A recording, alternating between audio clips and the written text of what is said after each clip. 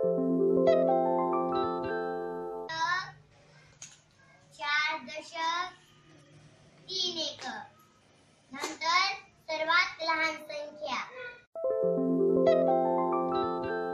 4 दशक 8 एकक. आता 3 मधून 8 वजा होणार का? नाही. तर आपल्याला दशकामधून 1 दशक सुटा करावा लागेल. तर इकडे 3 राहणार. तर सुटे किती आहे आता? 1 दशक घेतला तर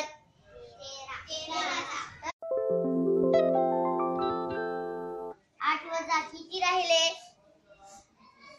13 मधून 8 वजा किती राहिले? 5. 5 पण काय? 5 एकक. आता 3 मधून 4 वजा होणार का?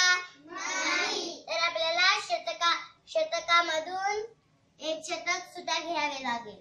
तर इकडे राहणार 7 शतक. किती दशक आहे आता आपल्याकडे?